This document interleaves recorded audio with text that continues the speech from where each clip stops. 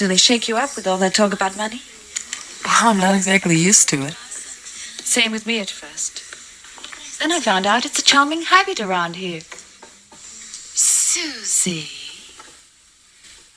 Sarah. I once read that names which begin with the letter S are the names of snakes.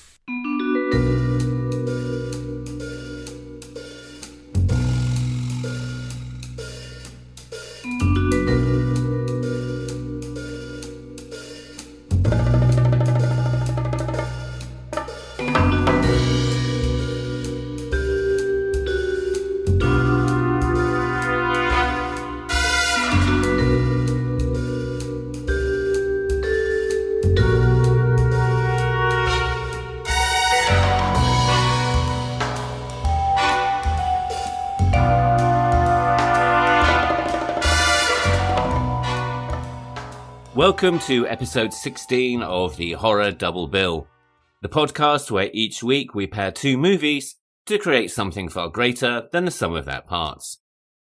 I'm Craig Johnson, and this week we are exploring the terrors of ballet school, with two European horror films that are connected through more than just their depiction of dance. First up, we head to France and 2011 for Livid from the directing duo of Julien Maury and Alexandre Bustillo, starring Chloe Colloud, Marie-Claude Pietragalla, Chloe Marcq, and Felix Moati.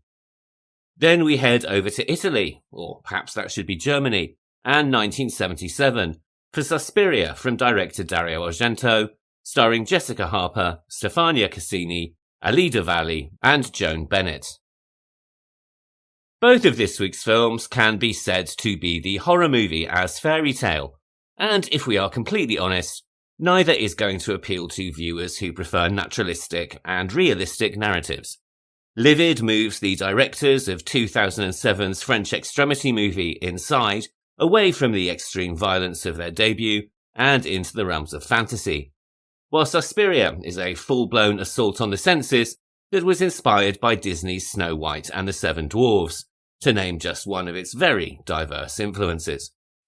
Along the way, we'll be discussing the careers of Julien Maury and Alexandre Bustillo, baroque approaches to lighting design, the creative and relationship dramas behind the scenes of Suspiria, fairy tale approaches to horror, and much, much more. And as you can tell from that little list, there's going to be quite a lot to get through today, and so instead of my usual, and some may say overly long, preamble on the key themes of the movies, this week we're going to jump straight in. Before we do that though, I would, as always, just like to mention the main sources that I've used as research for this week's episode.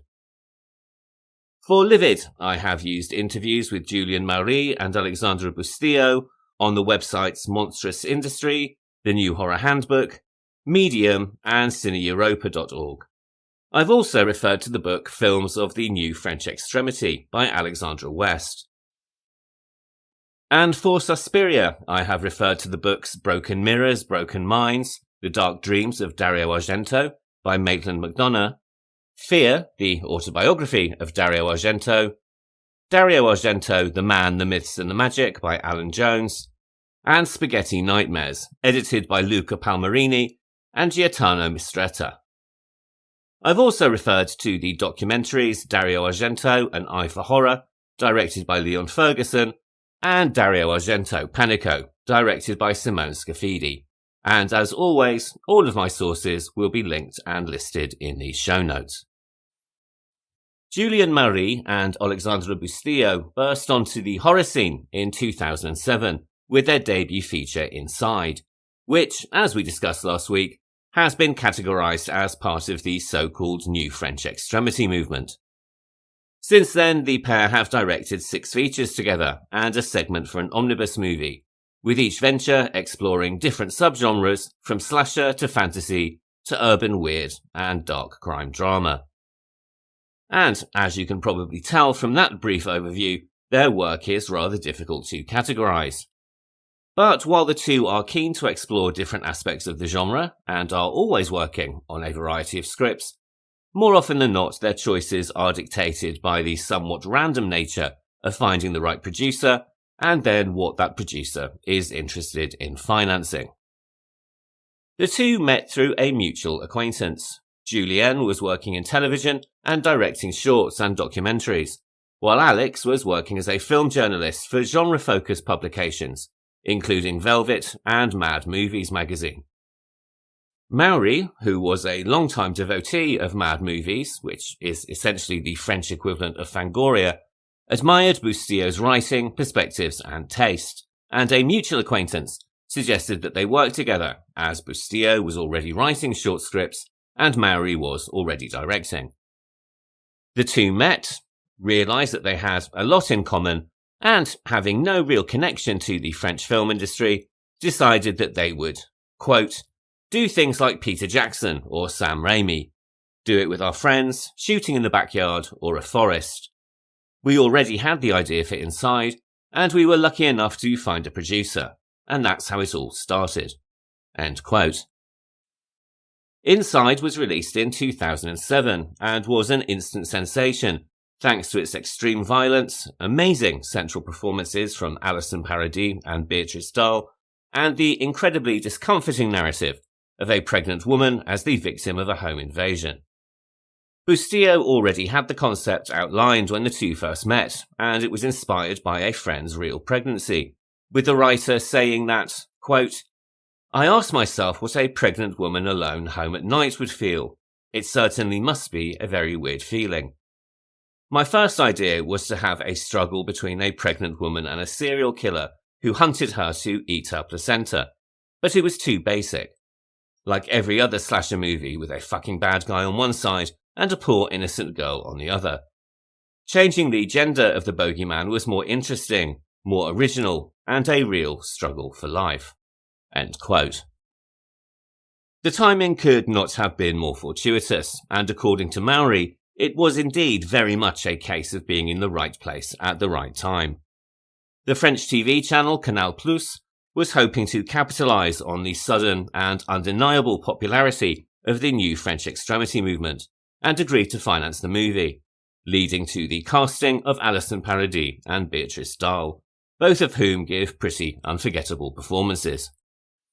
Mixing its theme of home invasion with the political context of the time, the movie also comments on the race riots that impacted Paris during the early 2000s, and depicts a society that has become desensitized to violence. Following its premiere at the 2007 Cannes Critic Week, the film gained a huge amount of attention, winning several awards at the Stitches Film Festival, and also illustrating the pair's eye for an arresting image. Maury has said from the beginning that the two wanted to create a very good-looking movie, and show the worst things imaginable in the best ways possible. Their direction to Laurent Barrez, their cinematographer, was to begin in a very realistic way, and then step by step, slip into more fantastic imagery, so that by the end the movie looks more like a dark fairy tale, with an emphasis on light and shadow. This is a technique that they would continue in several of their subsequent movies, and is inspired by the French Baroque painter Georges de la Tour, of whom Maury has said, quote, in terms of pictorial references, we have always been fascinated by de la Tour. His way to transcribe the darkness by using a single light source has always interested us, as filming the darkness is very difficult. End quote. This painterly technique, called chiaroscuro, and literally meaning light and dark, is one that uses strong contrast between light and shadow to create a very dramatic and visual effect.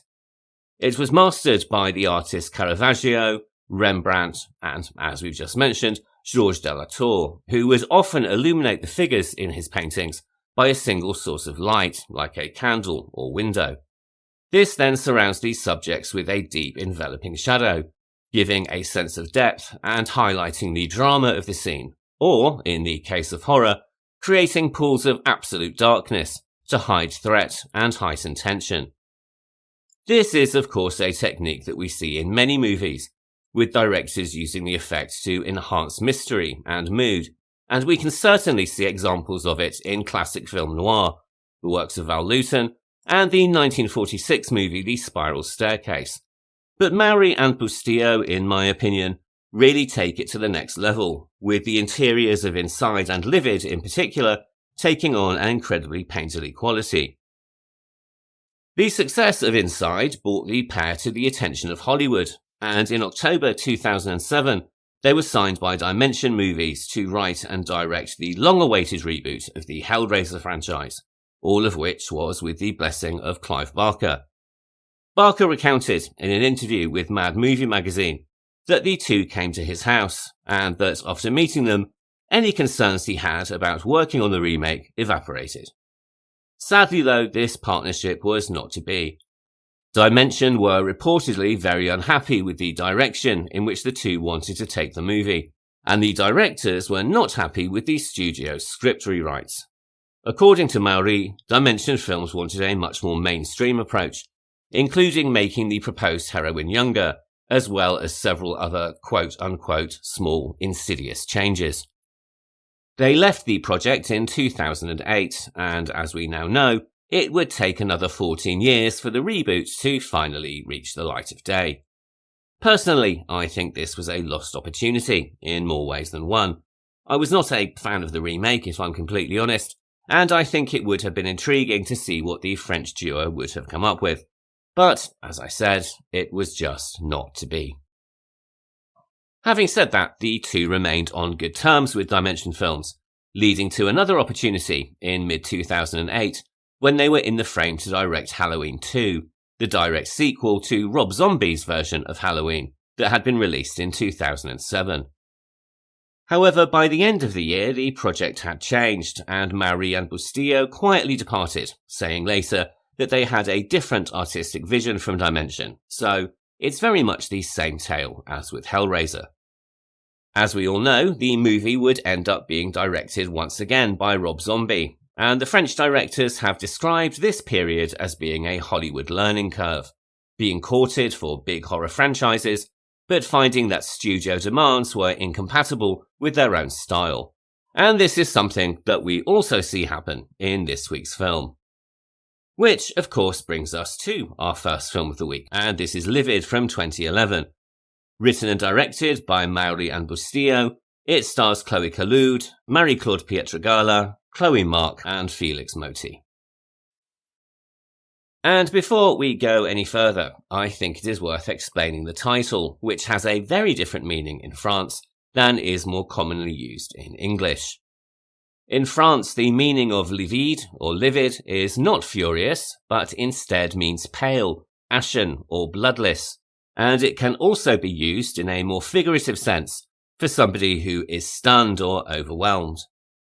Maury has said in the context of the movie they wanted to evoke an extremely pale, bloodless face, like that of a corpse, while also suggesting somebody in a state of fear, suggesting that all of those definitions appear somewhere in the finished movie. Originally, Livid was supposed to be an English-language production, shot in Ireland and the US, and starring Elijah Wood, with Robert Rodriguez also attached as producer. However, once again creative differences got in the way, with the studio finding that the tone, and particularly the ending of the film, were too European, and became concerned that the average cinema-goer wouldn't understand the more poetic aspects. Wanting to keep creative control, the two decided to walk away from the deal and recamp to France, while adjusting the script to fit the now greatly reduced budget, going from $8 million down to €2 million, which was, in fact, a much smaller budget than even their debut feature. By all accounts, Elijah Wood, who, as we all know, is no slouch in the horror department, was still very keen on being in the movie. However, in the end, the filmmakers had to abandon the idea. They felt that they were essentially forcing an English-speaking character into a script that was essentially turning into a very French production, and so Elijah Wood left the project.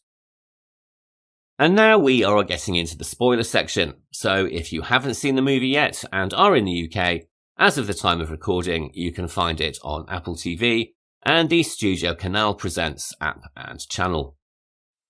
We briefly discussed the new French extremity movement last week, and it's probably worth approaching this film with the understanding that it is often seen as the closing chapter of that period in cinematic history. Following the visceral violence of Inside, our writer-directors wanted to change register and reflect another aspect of the horror genre that they love, opting instead for a lyrical fairy tale, with one foot in reality and the other firmly embedded in fable. And this is going to be somewhat frustrating for the uninitiated, who may be expecting something far more graphic and extreme, and more in line with their debut feature. Certainly, this was a criticism that was mentioned at the time of the film's release, with people who were expecting savagery left rather baffled, if not disappointed, by the film's poetry and fantasy logic.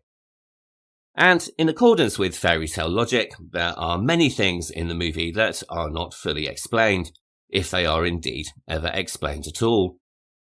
The vampires in the movie behave within the film's own mythology, which is very different from more commonly depicted beliefs. And the house itself in the movie also behaves according to its own rules, trapping people behind mirrors or existing in a whistling void of darkness whenever the sun sets. None of this is discussed or even explained to the viewer. It just is. Much like the Eastern European myth of Baba Yaga and her hut which walked around on chicken legs, this is just what the house in the film does, and the directors expect you to pretty much take it or leave it. According to Maury, the fairy tale aspect was very important to them both, and they wanted to give the audience the feeling that they were starting the journey from a realistic place and then slowly falling into a brand new world. Though both admitted that a total suspension of disbelief is necessary to accept the ending and its more phantasmagorical approach. And where you stand on this approach is really going to colour your enjoyment of the movie. If you are able to shrug to yourself and say, okay, the house slips into an alternate reality at night because it just does, then you'll probably get along with the film. And if not, you're also going to struggle with many of the elements of our second movie this week as well. In the 2023 documentary Dario Argento Panico, the director and writer Guillermo del Toro calls this the power to declare, the fairy tale belief that simply stating something makes it so. For del Toro, in fairy tales nobody questions why a princess lives at the top of a glass mountain, for example. It simply exists because the story says it does. And whilst he was very much talking about Suspiria in that interview, he may as well have been discussing Livid at the same time. The basic premise of the film leans into a horror trope that, strangely enough, seems to have become a staple over the past few years, and that is of the burglary gone wrong. We've already seen this in the 2016 movie Don't Breathe, as well as the film Villains from 2019, and lower budget movies like Intruders from 2015 and The Owners from 2020. In the case of this week's film, the idea also came from a French novel called Malataverne by Bernard Clavel, which tells the story of a trio of youths who break into an old woman's house. Maury has expressed that he found reading the book incredibly frustrating, because the moment that they enter the house is the end of the novel, and as a result the reader never knows what they find inside. This film then is the pair's continuation of that basic story, and the imaginary scenario of what they do indeed find inside the house. The concept of myth and fable is introduced early, with references to the heterochromia of the central character Lucy. As we know from previous episodes, societal differences were often explained by superstition and folktale, and in this case, Lucy's two-coloured eyes are an indication that her body houses two souls, something that will become increasingly important as the story progresses. And just by the by, other myths around heterochromia are that it symbolises a connection to the other world, including the possession of psychic powers, and also indicates that the person has the ability to speak to spirits, as well as other magical creatures. This very early reference reinforces the notion that this will be a very different movie than Inside, essentially a fairy tale, with, admittedly, still very much an emphasis on the grim. The idea of the cursed ballerina is not just an excuse to play with the imagery of a blood-splattered tutu, something that we've seen relatively recently with the 2024 movie Abigail. In keeping with fairy tale logic, there is a tradition of bewitched or cursed dancers in folklore, and this would go on to influence cinema through the works of Michael Powell, Dario Argento, and then feeding into films like this, and even 2010's Black Swan. Two of the most well-known are The Tale of the 12 Dancing Princesses by the Brothers Grimm and The Red Shoes by Hans Christian Andersen. In The 12 Dancing Princesses, 12 sisters are condemned to slip away from their castle every night into an enchanted underground world where they are forced to dance with 12 princes until dawn, only to return home every morning exhausted and with worn-out shoes. In Hans Christian Andersen's tale The Red Shoes, a poor girl, ironically enough called Karen, longs for beauty and status, and when she acquires a pair of red shoes, she cannot resist wearing them, even so far as to wearing them to church. However, as it turns out, these shoes become cursed, and once she puts them on her feet, she cannot stop dancing, until, in desperation, she begs somebody to cut them off. Even then, though, the red shoes dance on without her, dragging her severed feet in a horrific kind of river dance.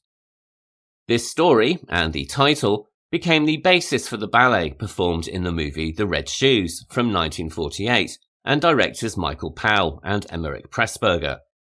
This was a critically acclaimed and award-winning movie that is now widely recognised as one of the greatest films of all time. And certainly it is now impossible to make a ballet-based movie that doesn't exist somewhere in its shadow. The fairy tale of The Red Shoes has also gone on to inspire an album by the singer Kate Bush, a ballet by the choreographer Matthew Bourne, and a South Korean horror film from 2005. But back to Livid. It's not just fairy tales and myths that are referenced throughout the film, as there are several other nods to other horror properties, which seem to emphasise the artificiality and non-reality of the narrative. Lucy, William and Ben drink in a pub called the Slaughtered Lamb. Madame Jessel is named after the ghostly governess from the story The Turn of the Screw, and its many, many film adaptations. The silver shamrock masks from Halloween 3 turn up, and most tellingly of all, inside the house, Lucy finds a certificate from a certain dance academy in Freiburg, Germany, inextricably linking the universe of this film with the world of Suspiria and Helena Marcos's Tanz Academy. Taking inspiration not just from Argento, but also the worlds of Guillermo del Toro and Hammer Studios, Maury and Bustillo aimed to create a film that depicted a realistic and credible universe in the first part, and then to dissolve into a fantasy world that felt on the edge of a dream for the second half of the film. Bustillo said that they wanted to, quote, make a macabre fairy tale, a strange legend that could be told at night by the fire, end quote. And while the original English language version was to be shot in the States and Ireland, the duo decided to set the French version in Brittany, a land that shares a number of Celtic myths and beliefs with the originally proposed location. Principal photography began in late September 2010, with the production split essentially between two regions. The interiors were shot in and around Paris, and the exteriors were shot on location in Brittany. The filmmakers also managed to find an abandoned mansion just north of the capital, which would serve as the main interior for Deborah Jessel's house. And the house really is the centerpiece of the movie, a living entity that is filled with shifting rooms, endless corridors, and incredibly dark secrets. The pair wanted to create an interior location that was the antithesis of the location of their debut movie, creating something that essentially felt gigantic, wherein a person could easily get lost forever. The production designer, Mark Theobald, did an exemplary job in creating the world of the film, filling spaces with relics and curios that give clues to the history of the house and characters. Sadly though, many of these sequences were cut in the edit, and this included a so-called Red Room sequence that homaged survival horror games such as Resident Evil. The two directors have said that without their editor, who goes by the single name of Baxter, their film would have been over 2 hours long, instead of the more audience-friendly 1 hour and 33 minutes of the final cut, that also tightened the suspense. Nevertheless, designer Theobald's work did not go unnoticed, and the movie won the award for Best Production Design at the Sitges Film Festival in 2011. As I mentioned earlier, the film's visuals have a very painterly quality, due to the use of the chiaroscuro techniques modelled on Delator, but they also took inspiration from another painter, Degas, particularly for the more naturalistic flashback scenes that were filmed in daylight, using his work as a reference for both lighting and for costume. The director of photography on Inside, Laurent Barthes, also returned for the movie, and it was by all accounts a very collaborative process, with the directors saying, quote, "We give him our references, our influences, and explain the feelings we want to convey, and after that he brings his vision and his ideas." End quote. Casting, though, was perhaps more of a challenging process, and while the lead character of Lucy would eventually be played by Chloe Colloud, she wasn't actually the first choice, with the original actress either leaving or being removed from the project, and forcing the directors to recast on extremely short notice. Colloud was essentially brought in pretty much overnight to fill the role of the central character, and had to dive into the admittedly intense shoot pretty much immediately. The role of Lucy's father also proved to have challenges, as the actor initially hired for the part sadly fell seriously ill during production, requiring the executive producer, Joel Charpentier, to step in and play the father character himself for the few brief moments that he is on screen. Beatrice Dahl returns from Inside for a small but important cameo as Lucy's mother, and she is joined by Catherine Jacob in the Renfield-esque role of Mrs. Wilson, and professional dancer Marie-Claude Pietragalla as Madame Jessel. Pietragalla also had to suffer for her art, developing an allergic reaction to the latex makeup, which required her body double to step in for certain sequences, most notably during the soul transference sequence, which to my mind also acts as somewhat of a homage to Silence of the Lambs. This ritual, of course, has been foreshadowed from the start of the movie, and the reference to heterochromia, suggesting that a special vessel is needed, in this case Lucy, for the exchange to work properly. The ending of the film is rather divisive, and if you haven't seen the movie, I am about to give it all away now. At the end of the movie, Lucy's soul is transferred into the body of the vampire Anna, and Anna's soul now inhabits Lucy's human body. As Anna Lucy watches, the vampire body, now containing Lucy's soul, is carried up by the sun, slowly disintegrating and presumably allowing Lucy to rejoin her mother in the afterlife, while Anna, now inhabiting Lucy's body, is free to live the life of a normal human, something that she has never been able to experience. In this sense, the movie is also about toxic relationships between mother and daughter, with Lucy permanently damaged by the suicide of her mother, and Anna literally and figuratively paralysed by her mother's domination. And these are themes that are also rather common in the doomed ballerina narratives of films like Black Swan and The Red Shoes. Livid premiered internationally on September the 11th, 2001 at the Toronto International Film Festival as part of the Midnight Madness lineup, and then a month later it played in competition at the Sitges Film Festival in Spain, where it won the Best Production Design Award that we mentioned earlier. Critically, the film met with a very mixed reception, with publications like Screen Daily comparing it favourably to the works of Guillermo del Toro and Dario Argento, whilst Variety suggested that, quote, "it was so eager to go over the top that in the end it doesn't make much sense," end quote. Sadly though, many audiences wouldn't be given the opportunity to make up their own mind, as the distribution of the film on general release proved to be somewhat of a challenge. By all accounts, Livid barely saw the light of day in French cinemas, and played out on only a handful of screens. As a result, the box office numbers were incredibly disappointing, with only about 5,000 tickets sold during its run in France. Further distribution challenges would mean that it wouldn't be released in the US until March 2022, when it appeared on Shudder, an entire 11 years after its European release. Interestingly enough though, this did not stop the rumours of an English language remake doing the works, and one was reported to be in development as early as 2012, though nothing eventually came of it. Following Livid, Maury and Bustillo released the 2014 movie Among the Living, a rather bizarre coming-of-age horror that has been described as the Goonies meets the Texas Chainsaw Massacre. In the same year, they contributed a segment for the anthology movie The ABCs of Death Part 2. Their contribution, X is for Xylophone, is pretty nasty stuff, and is remembered as being one of the darker entries in the series. They followed this in 2017 with their first English language feature, Leatherface, a prequel to the Texas Chainsaw franchise. As we've already mentioned, the two had already been in the frame to direct Michael Myers and Pinhead, but they had also, in the interim, been lined up to direct the Nightmare on Elm Street remake, an idea which also fell through. So finally, in 2017, they got the opportunity to direct a different horror icon altogether. Sadly, the film was met with a very mixed reception, with some critics calling it the best film in the franchise since the original, and others questioning whether the story needed to be told at all, and saying it was either too gory or not gory enough.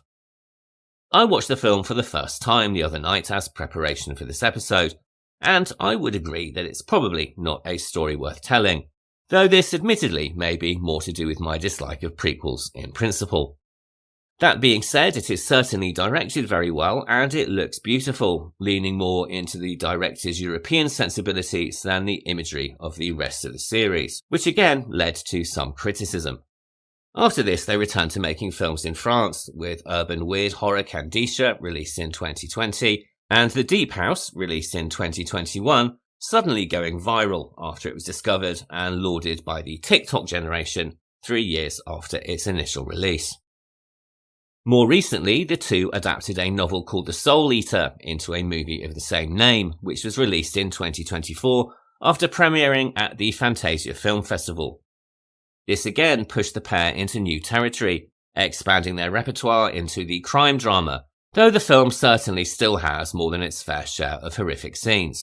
It's currently available on Shudder, and I quite enjoyed it, I have to say, though given it's an incredibly bleak film, I'm not sure that enjoyed is the right word. Although it is of course a French movie, I would recommend it if you have ever been a fan of Nordic noir TV shows, like The Bridge or the original Swedish version of the detective series Wallander. And if you've never seen those series, I would highly recommend adding them to your watch list at the earliest opportunity. In any case, the Sin Eater shares much more DNA with those types of dramas than it does with Inside or even Livid, though there are also some incredibly violent moments, showing that there is still a little of the DNA of extreme cinema hiding there somewhere. With a variety of films ranging from urban weird to home invasion to French extremity and legacy sequels, Julien Maury and Alexandre Bustillo are certainly not cemented to one style of horror or another, so it's hard to predict what they might be releasing next. One thing, though, that is absolutely for certain is that whatever it is, it will be released very much on their own terms and no one else's. All of which brings us on to our second film of the week, which is, of course, Suspiria from 1977. Directed by Dario Argento from a screenplay by Dario Argento and Daria Nicolodi, it stars Jessica Harper, Stefania Cassini, Alida Valli, and Joan Bennet. Suspiria is probably the most famous of Dario Argento's movies, and is the answer that I most commonly give when someone asks me to name my favourite horror film. To be fair, I think it's actually rather a disingenuous answer, as the real one is very much it depends on what mood I'm in at the time, but this film certainly ranks in my top 10. And as with many films that I experienced in my late teens, I actually read about this one before I saw it. Firstly from Stephen King in his book Danse Macabre, where he positions it in the context of movie gross-out moments, saying, quote, "In Dario Argento's Suspiria, a bunch of schoolgirls are subjected to a rain of maggots, all while sitting at the dinner table, no less. All of it has nothing to do with the film's plot, but it is vaguely interesting, in a repulsive sort of way." End quote. All of which in hindsight seems rather dismissive, not to say inaccurate, but it certainly piqued my interest. I finally saw the movie on VHS a few years later and was immediately transported by the over-the-top soundtrack, Technicolor cinematography, and moments of extreme violence. Most notably, of course, the opening murder sequence. I still believe that Suspiria holds one of the greatest openings to a horror movie ever filmed, and once had a flatmate get very annoyed with me after that first killing, storming from the room and fully blaming me for any nightmares that may incur as a result. So, I rest my case. But before we go any further, it is probably appropriate to address the witch-shaped elephant in the room and discuss whether or not this film can be classified as a Giallo movie. This is a debate that still very much continues online, and it's impossible really to not talk about the film without saying where you stand. So, although this, quite frankly, is not a hill that I am particularly passionate about dying on, from my perspective, this film is not a Giallo. There, I've said it. I would personally categorise it as a supernatural horror film, though one that does admittedly use many Giallo tropes.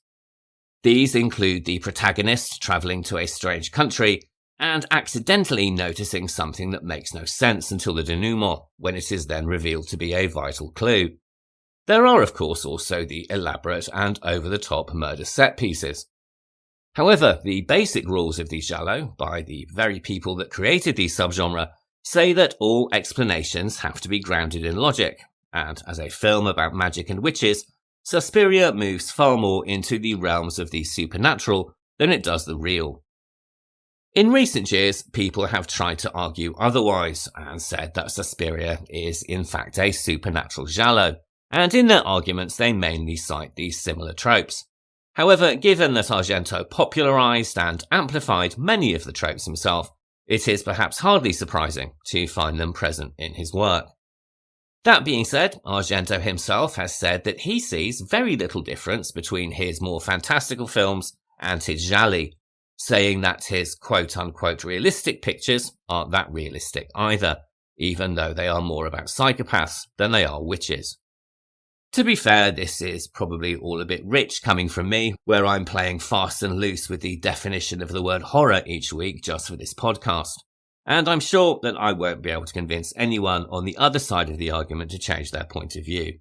But it is my opinion that the film is not a Giallo, and that's the one I'm going to be sticking with.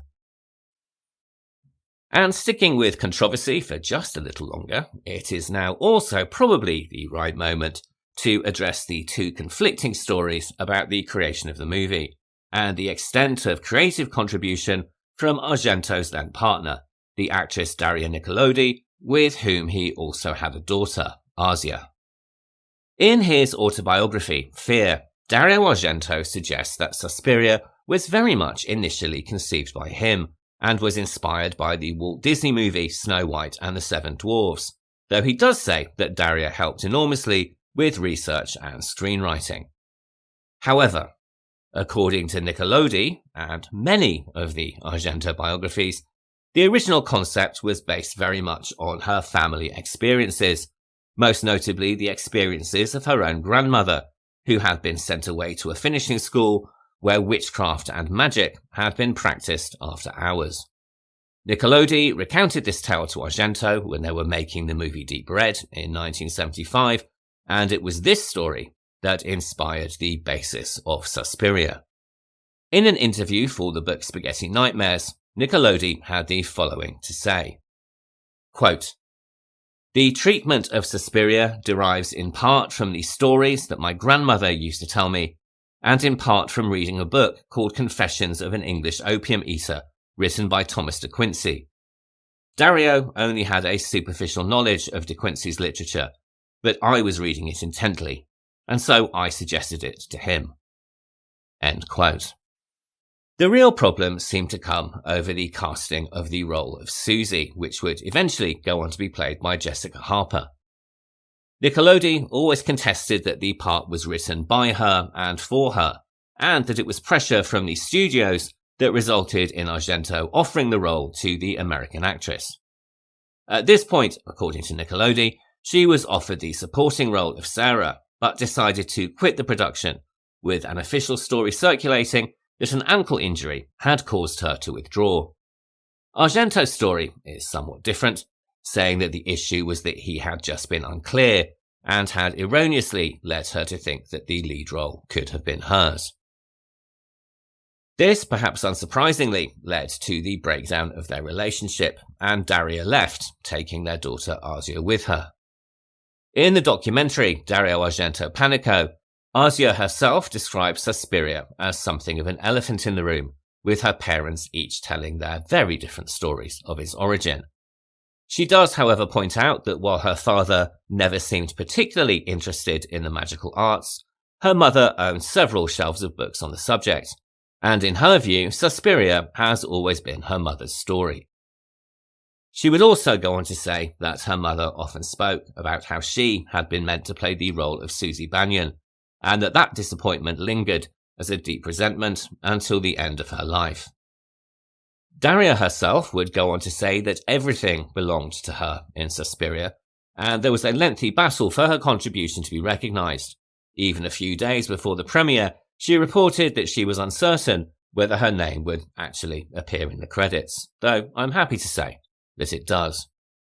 So the origin story is indeed a little murky, to be fair, but what we definitely do know is that the film is partly inspired by the writer Thomas de Quincey and his essay Livide and Our Lady of Sorrows. Thomas de Quincey was an English writer who is best remembered for his memoir Confessions of an English Opium Eater, which was published in 1821. He was born in 1785 in Manchester, England, to a wealthy family, but his father's death and his mother's very strict religious beliefs did not necessarily combine to make for the happiest of childhoods. He dropped out of Oxford University and lived in poverty in London, which is when he first encountered laudanum, a preparation of opium that is dissolved in alcohol. This was initially taken as a pain relief, but it soon became addictive, not least for the opioid visions that it also granted. Given its highly addictive nature, it is no surprise that laudanum and opium marked both de Quincey's life and his art. His great success came when Confessions was serialised in London Magazine, and Victorian readers were equal parts horrified and fascinated. De Quincey became, somewhat unwillingly, the founding father of modern drug literature. In 1845, he published a work called Suspiria de Profundis, or Sighs from the Depths, which housed an essay entitled Livide and Our Ladies of Sorrow. This was a visionary prose piece where human grief is personified as a trio of terrifying sisters.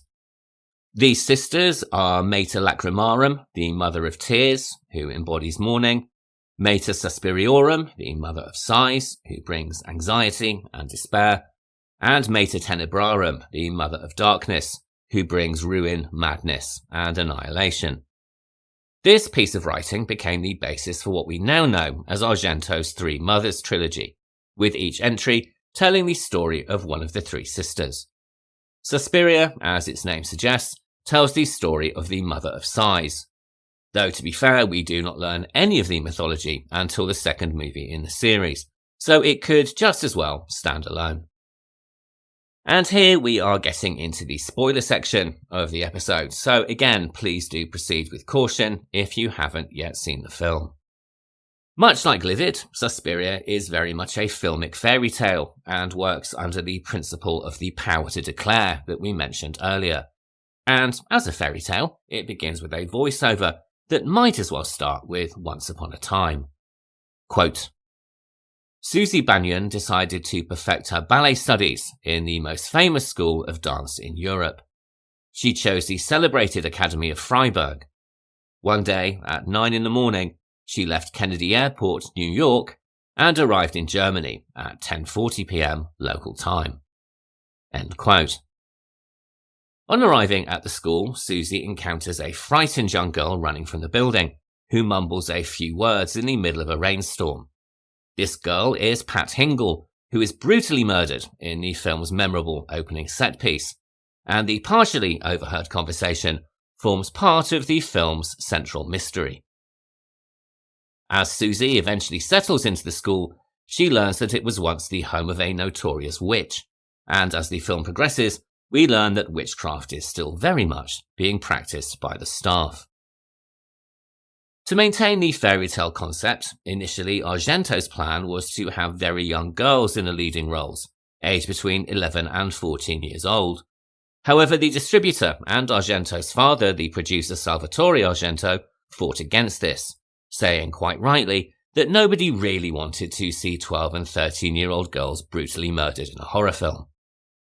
Argento then raised the ages of the children in the story, but decided to keep some elements from the original concept, saying in his autobiography, quote, "I was forced to raise the ages of the young ballerinas to around 18 to 21 years old, though I still kept elements in the scenery and the script to give the suggestion that the characters were much younger. I asked the actresses to act like children, to bicker and make mischief, even when they weren't in front of the lens.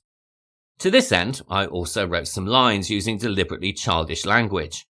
Eventually, I managed to find a way to distort the public's perception.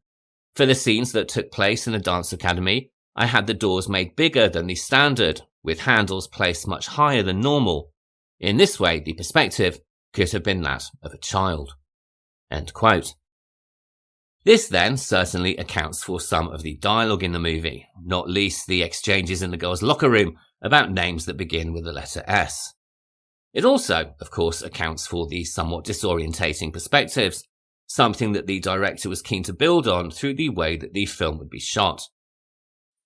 Regardless of your view on the origin story of the movie, it cannot be denied that the influence of Disney's Snow White and the Seven Dwarfs is very much present, certainly in terms of how the film looks. Argento says that he wanted to achieve the same colours as the Disney cartoon, which he described as a saturated technicolor with which he had been somewhat obsessed since seeing the film as a child. This led to he and cinematographer Luciano Tavoli opting to film in an all but obsolete technicolor system, allowing them to push certain colours during the print process, and creating a film in which the dominant shades are blue, red, green, and gold. According to some, Suspiria is the last film in cinema history to be made using that system, and in Argento's biography, he goes on to explain that the equipment they used was then sold to a Chinese company who donated it all to a museum. He also recalls that the entire process was incredibly expensive, with his father questioning his sanity as the bills came rolling in. All of that, of course, soon changed once he saw the final product, though he did admonish his son further to not attempt anything like it again, for fear that they would end up penniless. The result of this is a film that looks really unlike any other, with the intensity of the colours creating a dreamlike and hallucinatory experience, combining with the deafening score to create an overwhelming assault on the senses.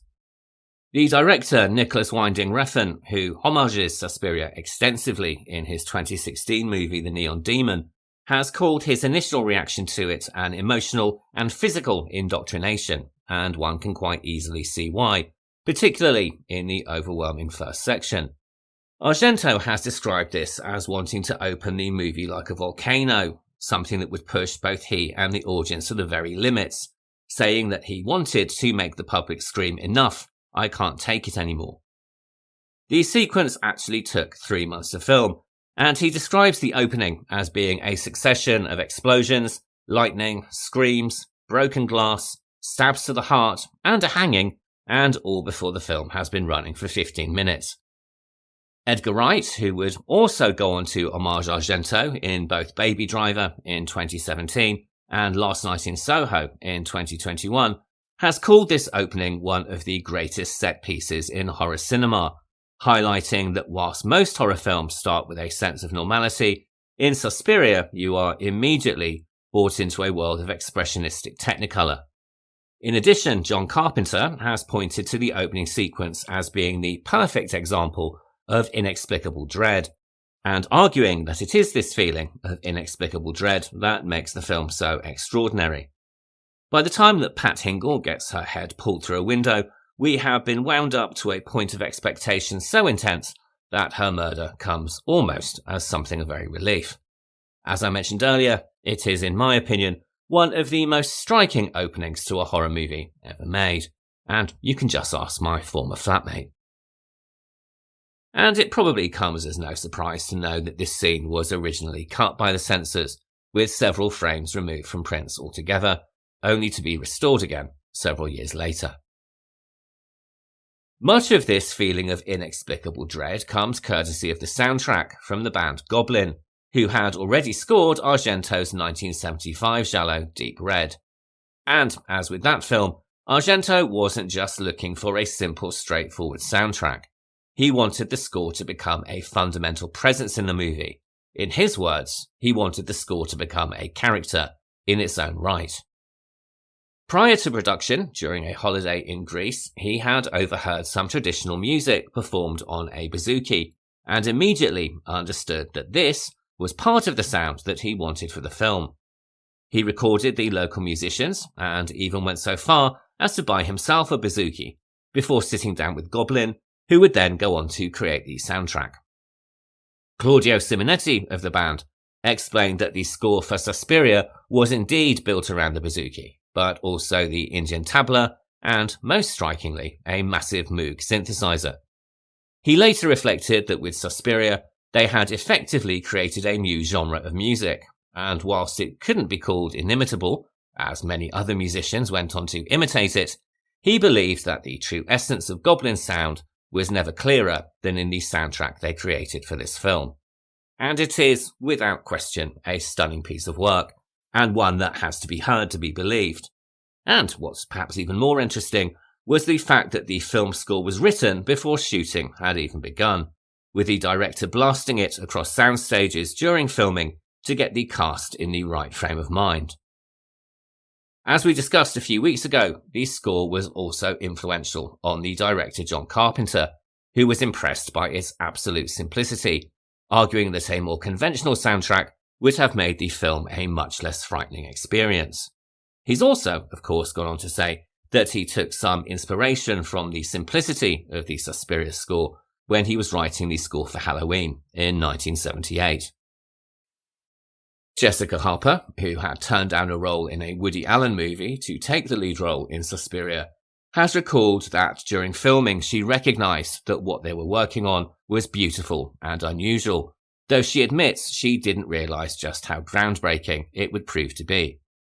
She gives a suitably wide-eyed and innocent performance, and one can see the influence of Disney's Snow White in both her casting and the look and costumes that she is given in the movie, though it is somewhat distracting to see her smoking what appears to be an enormous joint towards the last quarter of the film. She is joined by the actress Stefania Cassini in the role of Sarah, who said of the film, quote, "It's a great pop opera. We needn't have spoken in the film, we could have sung. It was all so closely tied up to the suggestiveness of the images and the colours, and there was this unusual score, this great Baroque setting, the girls' boarding school, the whispering, the chattering, the noises. It was all a great opera." End quote. Cassini, by all accounts, had a good experience on set, though both she and Harper do not have fond memories of the aforementioned maggot sequence, with Harper revealing that shooting for 11 hours with maggots in your hair did make her feel somewhat inured to the horror of the finished product when she finally saw it. For Cassini, even worse was to come, as she was not advised that she would be falling into a room full of coiled wire during her now lengthy and infamous escape sequence. Wanting to capture her genuine reaction, Argento only told the actress that she would be leaping into space and succumbing to an evil force.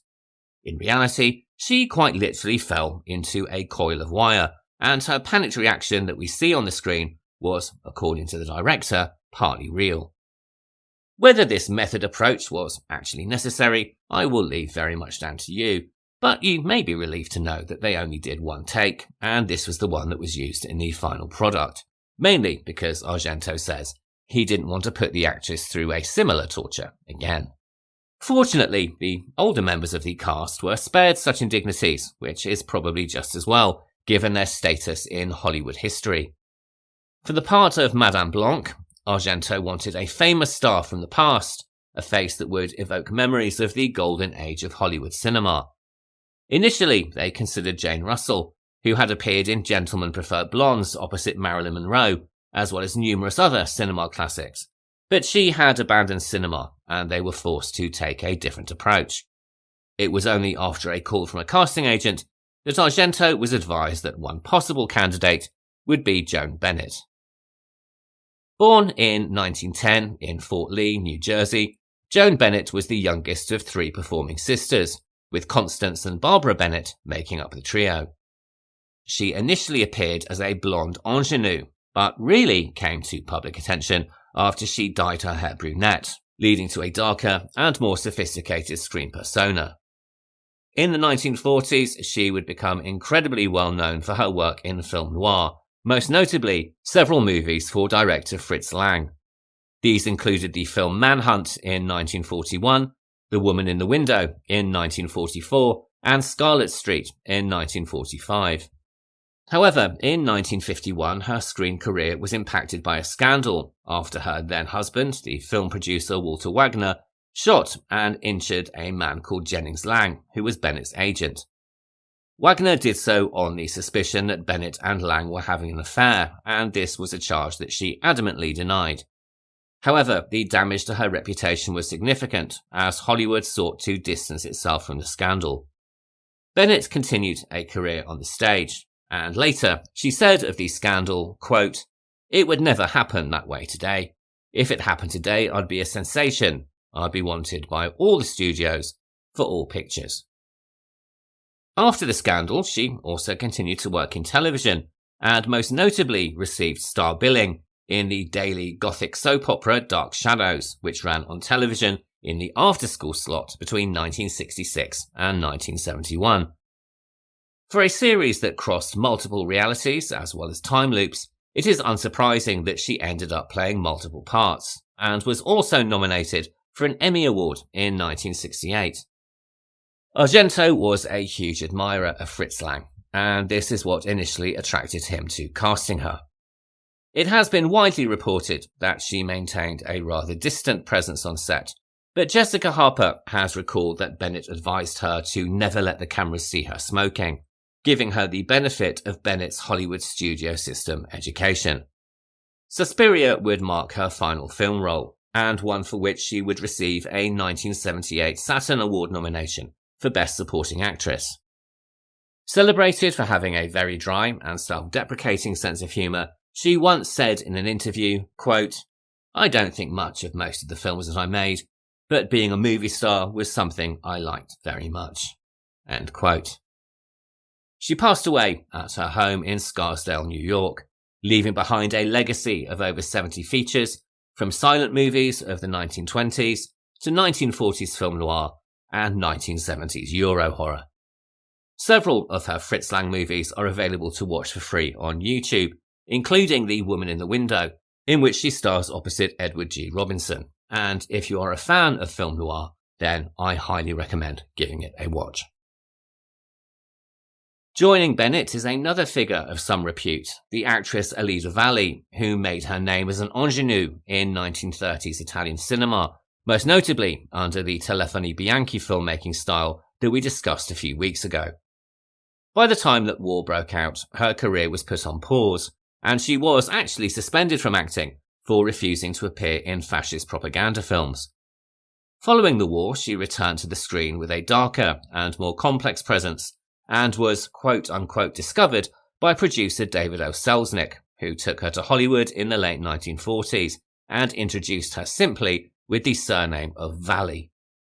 All of this feels very much like an attempt to create a Never Greta Garbo, but this did lead to her being cast in perhaps one of her most defining roles, and this is opposite Orson Welles in the 1949 movie The Third Man.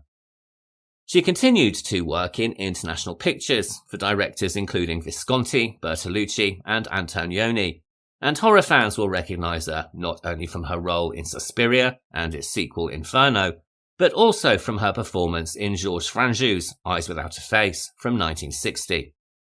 While the plan to make her the next Garbo didn't exactly come to fruition, She carved out an incredibly varied body of work, from the glossy melodramas of the Telefoni Bianchi to Baroque horror and beyond.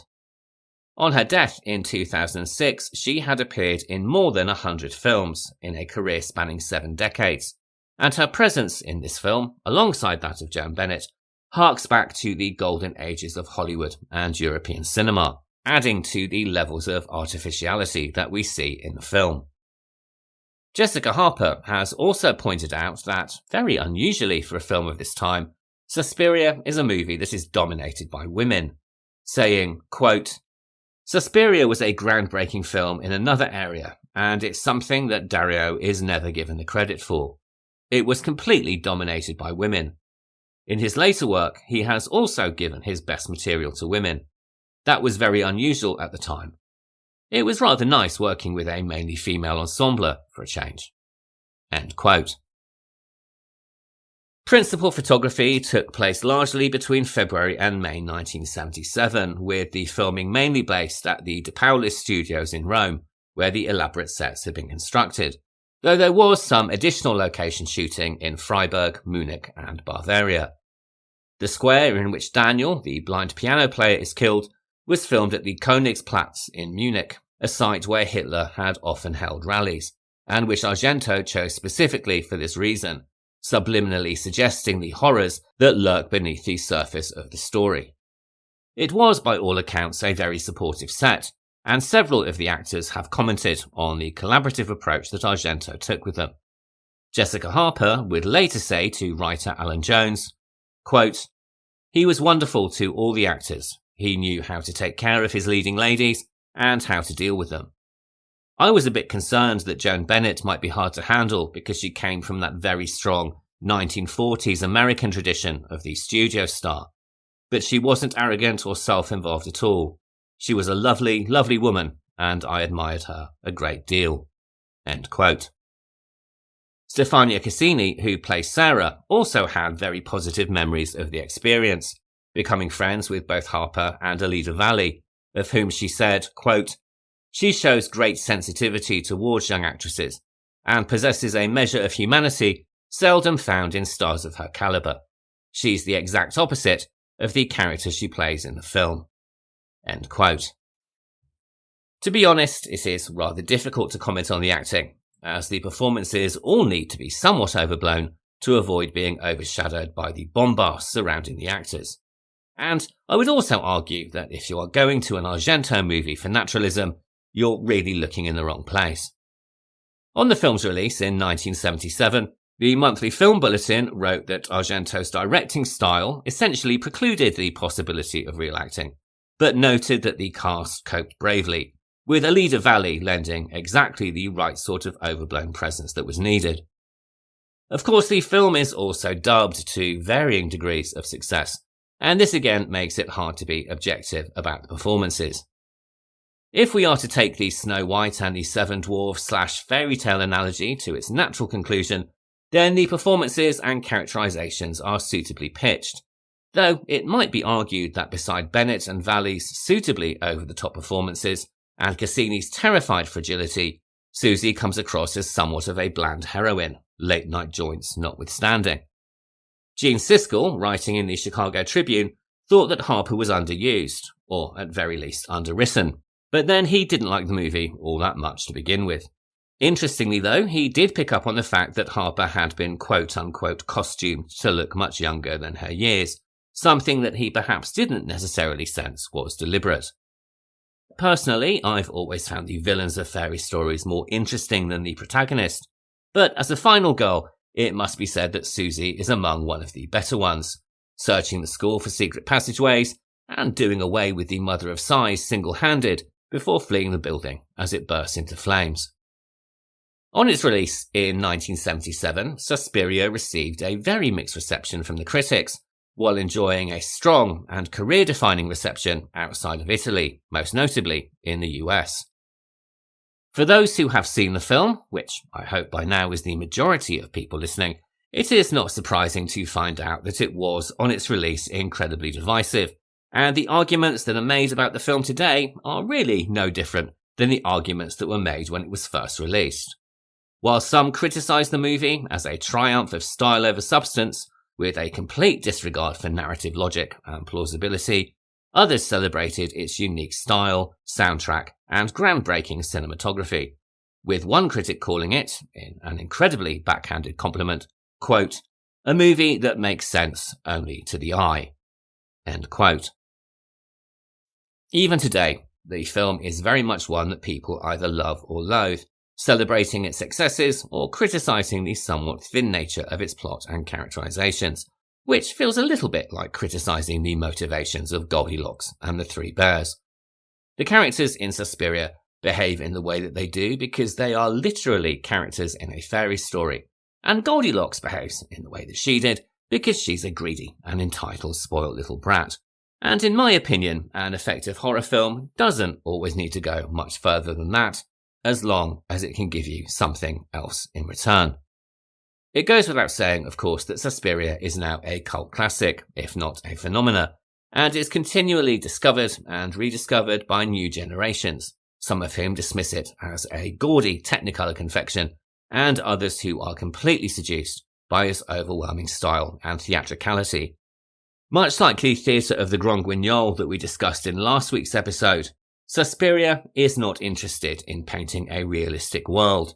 It is instead a fusion of Walt Disney fairy tale and opium-induced nightmare, and its sole purpose is to dazzle and to shock.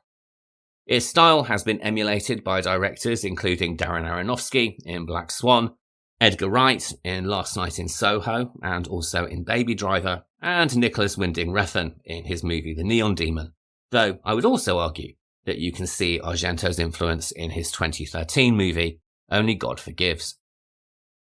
As many will know, Suspiria was of course remade in 2018, starring Tilda Swinton, Dakota Johnson and Mia Goth. I have to say I didn't particularly like it, though I did admire their attempt to take the story in a different direction, rather than just producing a carbon copy. But to be fair, I think it's probably best for all parties if I just drop the subject there. Argento would go on to direct the second in the Three Mothers trilogy in 1980 with the movie Inferno, which some would argue is his masterpiece, particularly those who feel that Suspiria is perhaps too much of a three-ring circus. Whilst I can see their point, little bit, the sheer theatrics and batshit insanity of Suspiria just give it the edge, in my opinion. I've yet to see another film quite like it, although I have seen several that have attempted to copy it, and failed rather miserably, and I think that probably says it all. Suspiria and Livid are both movies that emerge from the shadow of the Red Shoes to depict the world of ballet as a world of the uncanny, with the ballet school a prison in the first movie and a coven in the second. But whilst the certificate in Madame Jessel's house places the movies in the same universe, stylistically they are in fact a universe apart. Livid takes a slow and melancholic approach, using fairy tales, myth and folklore to frame a story that, at its heart, is about the damaging relationships that can form between mother and daughter. Suspiria is a far more kinetic and wild movie, which overwhelms the senses with its expressionistic use of colour, stylized violence, and relentless score. Though one might argue that with its ancient mother of sighs lurking in the basement, it is as much about the terrible mother archetype as it is about anything else.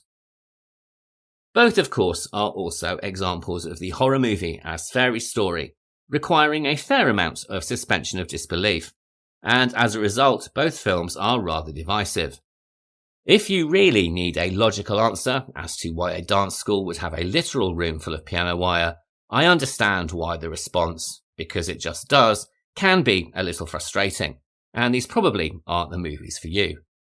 But if you are able to suspend disbelief, and have faith in Del Toro's idea of the power to declare, there is a great deal to enjoy in both films, not least their ability to turn tales of childhood into stories of absolute terror. All of which brings me to the end of this week's episode, and so it just leaves me now to say thank you very much for listening, and I hope that you are enjoying the show. If you are, please remember to rate, review and subscribe wherever you listen to podcasts, and please also consider sharing this episode, or indeed any episodes of the show so far, with any of your horror-loving friends. If you have any thoughts on any of the films we've discussed so far in the series, you can write to me at thehorrordouble@gmail.com, and you can also follow us on Instagram at thehorrordouble. And just before I get into next week's films, I want to mention a movie that was a real highlight for me at Fright Fest this year, and one that is worth keeping an eye out for. This is a film called Redux Redux, which was written and directed by the McManus brothers, who created the very interesting movie The Block Island Sound a few years ago. Redux Redux was the absolute highlight of the film festival for me this year, and I believe it's going to be released at the start of 2026. So keep an eye out for it, because it is excellent. And now that we are heading into cooler weather, and indeed the British autumn, next week we're going to be exploring two movies that use the changing of the seasons and the decaying countryside as visual metaphors for the increasingly fractured psyches of their central characters. First up, we have Let's Scare Jessica to Death from 1971 and director John Hancock, starring Zora Lampert, Barton Heyman, Kevin O'Connor and Marie-Claude Costello. Then we are following this with Symptoms from 1974, a British-made movie from director Jose Ramon Larraz, starring Angela Pleasance, Lorna Heilbronn and Peter Vaughan. And if you want to watch along and are in the UK, you can currently see Let's Scare Jessica to Death on Amazon Prime, Apple TV, Google Play Movies and YouTube. And you can find Symptoms on Apple TV, Amazon Prime Video and also the BFI player. So I'll be back next Sunday for the discussion, and until then, thank you so much for listening and have a really great week. Goodbye.